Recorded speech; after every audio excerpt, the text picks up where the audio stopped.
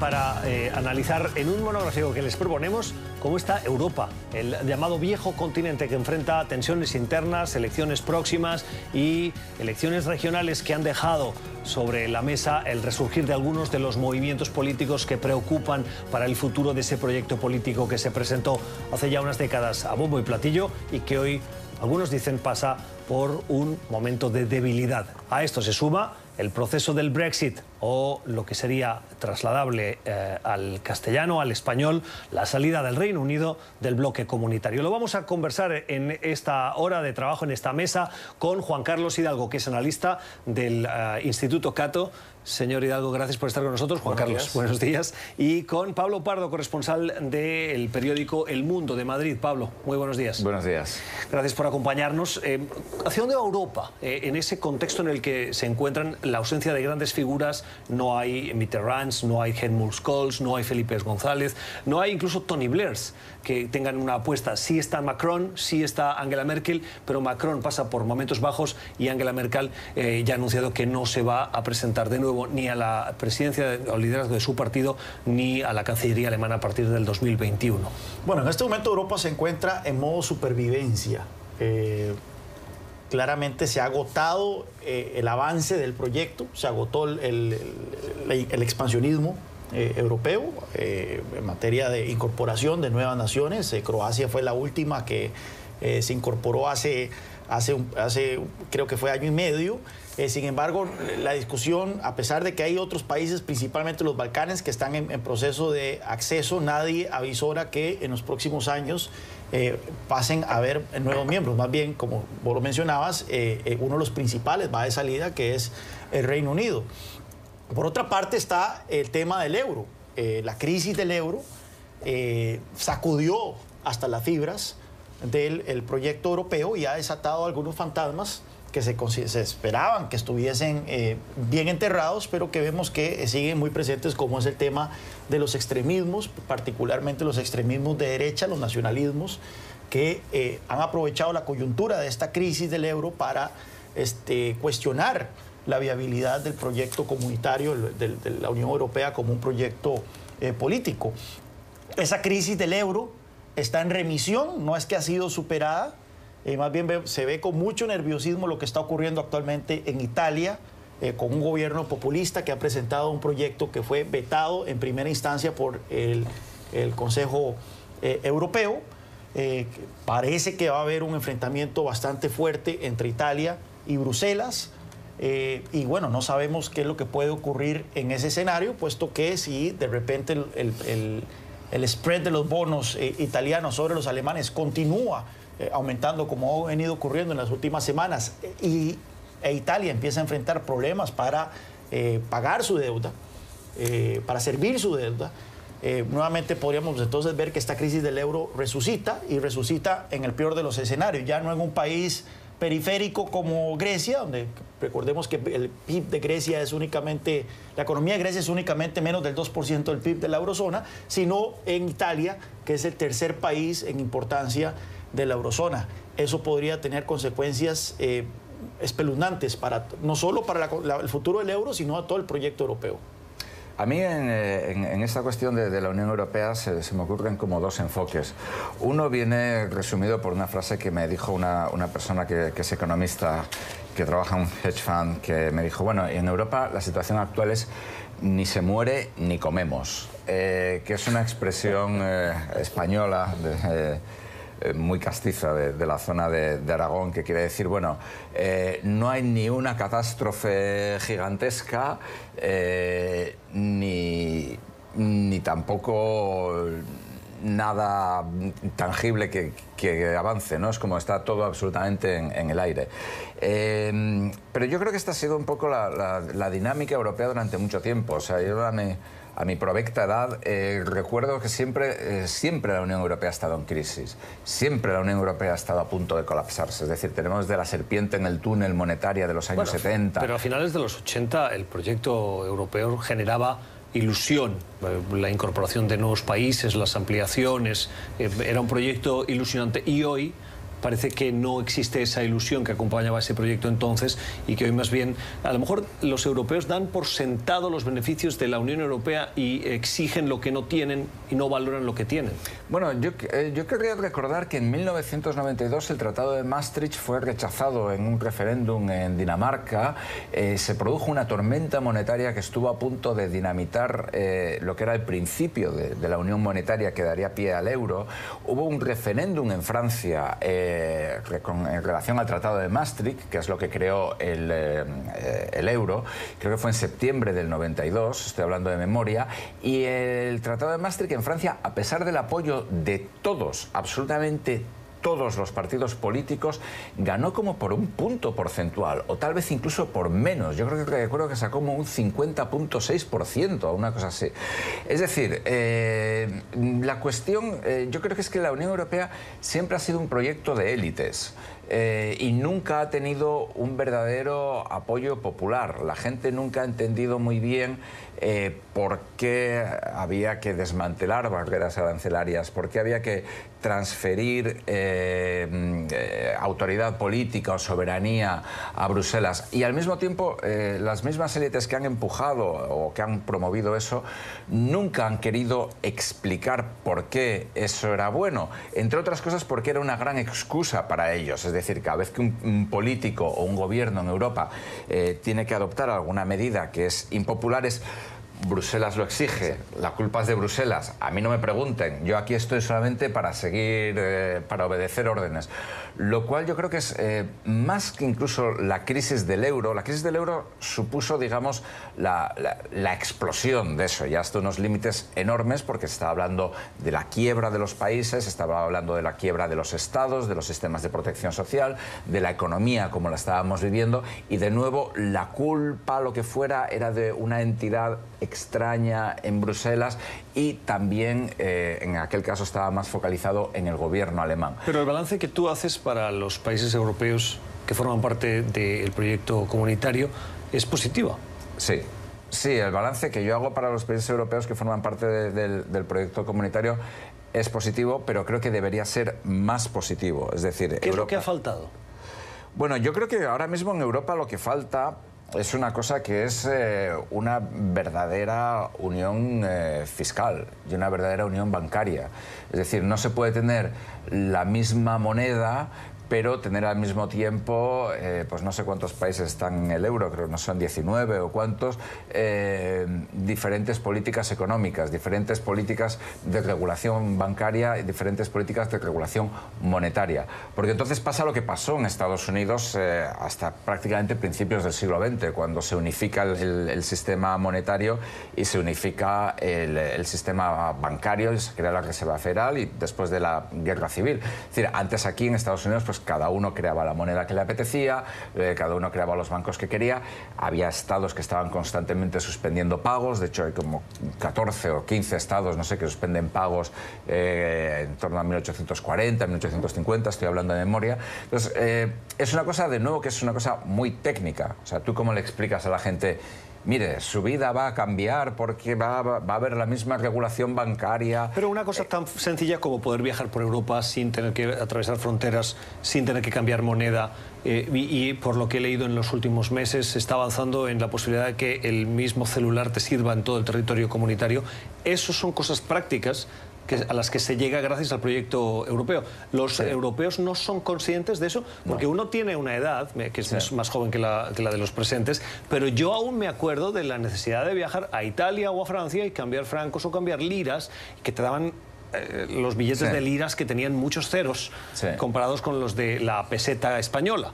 Y ahora Bueno, yo creo nuevas generaciones ni se plantean el cambio de moneda. Yo creo que ahí estás planteando una cuestión muy interesante que también sucede en Estados Unidos, que yo creo que es la división entre la población más joven y la población de más edad en Europa. Es decir, yo creo que para la gente de menos de 40 años y sobre todo para la gente de menos de 30 o de 25, la idea de salir de la Unión Europea no les cabe en la cabeza, porque es gente que ha estudiado fuera, es gente que viaja constantemente fuera de sus países. países, etc. Que eso es lo que hemos visto en el Brexit. Eso es lo que hemos visto. La gente que sale a la calle a protestar son los jóvenes y los que mayoritariamente votaron a favor del Brexit son los que añoran ese Reino Unido. Incluso en Estados Unidos con Donald Trump. Dos puntos ahí importantes.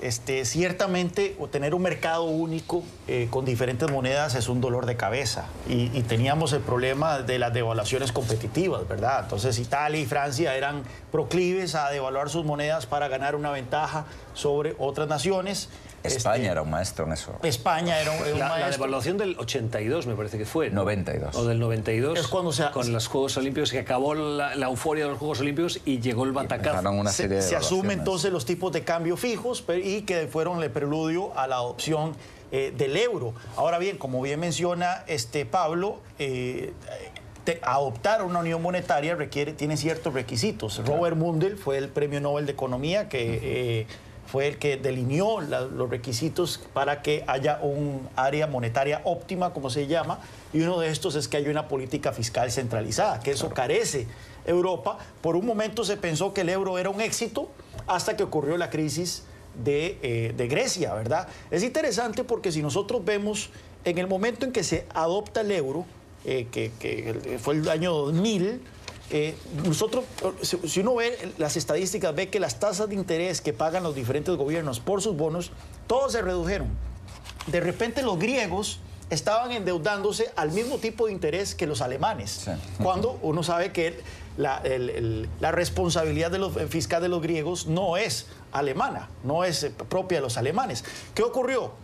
Que muchos gobiernos incurrieron entonces en comportamientos excesivos, particularmente los griegos, viéndose que podían endeudarse a tipos de interés tan bajos, incurrieron en grandes deudas, incurrieron en grandes niveles de gasto, y los mercados no discriminaron por muchos años estos comportamientos hasta que llegó el batacazo del 2009, cuando un nuevo gobierno socialista llega a Grecia y descubre que el gobierno de centro derecha que le había precedido había cocinado los libros y que el déficit fiscal no era en realidad como un 6%, sino que era un 12%, y es cuando Grecia entra en esta crisis y los mercados son alertados de que lo que había ocurrido en Grecia también estaba ocurriendo en Irlanda, había ocurrido en España y demás, y entonces cuando empieza esta crisis de la periferia del euro.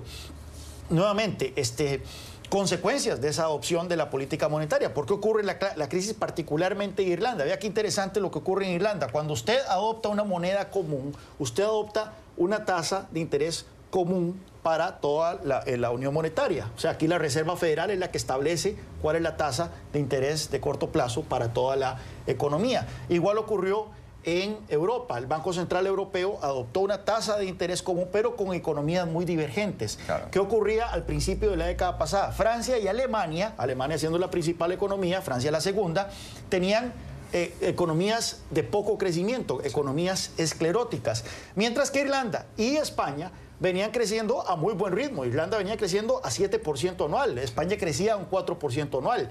¿Qué ocurre? El Banco Central Europeo adopta una tasa muy baja del 2% y la mantiene ahí durante un buen tiempo para tratar de estimular a las economías de Alemania y Francia, las más grandes, sin tomar en cuenta el efecto que una tasa tan baja iba a tener en economías que venían creciendo a muy buen ritmo. Esto fue como inyectarle esteroides a alguien que ya venía corriendo a qué sé yo, 100 kilómetros por hora.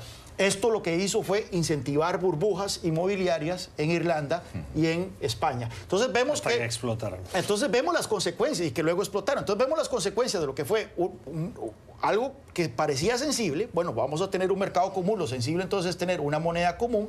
Pero si usted no tiene las condiciones para una área monetaria óptima, eventualmente esto se va a reflejar en problemas, y eso fue lo que ocurrió con la crisis del euro. Pablo. Sí, yo creo que todo eso es necesario. Lo que pasa, y en eso estamos de acuerdo. Ahora bien, la cuestión es cómo le vendes esto a la gente normal. Al señor que es odontólogo o lo que sea, y que no se lee los periódicos todos los días y que en el fondo no le importa y no tiene por qué importarle pues la regulación bancaria o lo que sea. Es como, yo recuerdo, había un chiste de Pero ¿tú crees que la clase media, el odontólogo que decías tú, como ejemplo de ese grupo de población que no está vinculado a la complejidad de esas decisiones comunitarias, le atribuye la burbuja inmobiliaria y busca la responsabilidad en el proyecto comunitario? Yo creo, no lo sé, la verdad, esa es una pregunta muy complicada. No, porque sí. Si lo ponías de ejemplo, o sea, la gente siempre necesita un culpable. Sí. Y me da la impresión de que precisamente la clase media, que se ha beneficiado más que perjudicado, o al menos es la percepción que ellos tienen del proyecto comunitario, les hace abrazar más ese proyecto comunitario que no rechazarlo. Yo no lo sé, yo creo que mi percepción completamente subjetiva es que la clase media, un poco al estilo de Estados Unidos, tiene como una especie de idea como de que hay un contubernio, una élite, digamos, que maneja y roba a nivel nacional y también a nivel europeo, y que ellos están como en una especie de connivencia. Entonces, votar por partidos populistas, por ejemplo, como en Italia, como en España, por ejemplo, Vox en la derecha o Podemos en la izquierda, etcétera, es como una manera, digamos, rupturista de darle una patada a esa élite nacional y a esa élite europea. Pienso yo. O sea, yo pienso que la clase media... Había una caricatura de un caricaturista de la competencia del mundo, del país, el caricaturista editorialista que bueno, Rábago se apellida, pero su nombre artístico es El Roto, que salían dos personas diciendo... Oye, ¿y a ti te habían dicho que estábamos viviendo por encima de nuestras posibilidades? Es decir, es un poco lo que comentaba Juan Carlos del año del 2000 al 2007, 2008, cuando en España todo el mundo se compra una casa, los sueldos van muy bien, no hay desempleo, de hecho vienen inmigrantes de todo el mundo buscando empleo. Bueno, los españoles estábamos convencidos de que aquello nos lo habíamos ganado y que era nuestro derecho, y luego de pronto en 2 años aquello se hunde y alguien nos viene y nos dice: no señores, ustedes están viviendo por encima de sus posibilidades. Y yo, oiga, ¿cómo es esto? Lo que sí tuvo, recuerdo en la entrada de la nueva moneda en la economía doméstica, fue un incremento de precios. Se equiparó, a ver si los explicar bien, había una moneda que era la de 100 pesetas y 1 euro se tabuló por un importe de 166,3... Sí, 386, sí, algo así, sí. 166 1 euro. Pero en el día a día del intercambio de monedas tienes siempre una moneda de referencia. En Estados Unidos es el billete del dólar. Sí. Y todo funciona en $100, $1, y las monedas inferiores casi no se usan. En España la moneda habitual de la compra doméstica diaria era la moneda de 100 pesetas. Y al cambiar al euro y desaparecer las monedas en pesetas, se equiparó esa moneda de referencia mental, que no la establece nadie, sino del uso diario, de la de 100 a la de 1 euro, sí, cuando el importe real de la de 1 euro era 166. Un café valía 100 pesetas, un café pasó a valer 1 euro. 1 euro. Que son 166. Que son 166. Se incrementó el precio de un café de 100 a 166. Eso es un fenómeno que es muy dado cuando hay estos cambios de moneda, cuando un país renuncia a su moneda y adopta una divisa como su moneda nacional. Ocurrió en El Salvador cuando dolarizó, ocurrió en Ecuador cuando dolarizó. Son cambios de una sola vez. O sea, hay claro, un aumento en el costo, sobre todo a la clase media. Hay un aumento en el costo de la vida de un solo golpe en ese momento, pero la ventaja se dice que es que, bueno, los niveles de inflación posteriores a esa decisión van a ser inferiores a los que había antes de que se adoptara esa moneda. En este caso yo no recuerdo exactamente cuál era la inflación de España antes de la adopción del euro. Es muy interesante esto que estamos comentando, porque yo creo que esto, por ejemplo, es un ejemplo de las cosas que verdaderamente queman, como diríamos en España. No sé si en América Latina sabéis esa expresión, como que enfurecen. Pues sí. A la gente, porque yo me acuerdo cuando entró el euro en vigor, era enero del 2000, enero del 2000 justamente, España cambió su método estadístico para medir la inflación. Estaba Rodrigo Rato de ministro de Economía, después fue director gerente del Fondo Monetario, después fue presidente de Bankia, al tercer del Banco de España, y ahora es preso. Entonces España cambió su método de medición de la inflación para contar, porque era el mes de enero, y en enero, después de las Navidades, hay rebajas, hay saldos en las tiendas. Entonces cambió el método para contar estos saldos de las tiendas. Entonces, en febrero todos nos quedamos muy alucinados. Yo trabajaba en un periódico económico, entonces, porque resulta que oficialmente la inflación había bajado. cuando todos sabíamos que el café había subido, y el café, las zanahorias, la carne, lo que fuera. La cesta doméstica. Entonces, este tipo de cosas, por ejemplo, yo creo que minan mucho la confianza y el respaldo y la voluntad proeuropea de la gente. Esta forma de decir, oiga, pero ¿por qué me está engañando de esta forma tan palmaria, tan evidente, ¿no? Ahora bien, pero es interesante, a pesar de todas estas quejas sobre el euro, yo creo que en cualquier país que ya cuenta con el euro, se hace un referéndum sobre el euro y gana el euro. O sea, lo vemos en Grecia. En Grecia llegó Syriza, hizo aquel referéndum. ¿Quieres decir, una cosa es el euro y la otra es el proyecto comunitario? Pues sí, porque principalmente en aquellos países que tenían un historial de tener monedas débiles, de tener alta inflación, usted pone a la gente a escoger entre volver a tener moneda propia o tener euro y se queda con el euro. En Grecia rechazaron aquel rescate, las condiciones de aquel rescate que había puesto Bruselas, pero usted le pregunta a la gente, ¿usted quiere que Grecia se salga del euro? Y te decían abrumadoramente que no. Una de las razones por las que Marine Le Pen perdió contra Emmanuel Macron fue porque ella decía que iba a volver al franco y los pensionistas franceses votaron abrumadoramente en contra de Le Pen porque temían de que sus pensiones se iban a licuar con la adopción de una nueva moneda. Así que sí.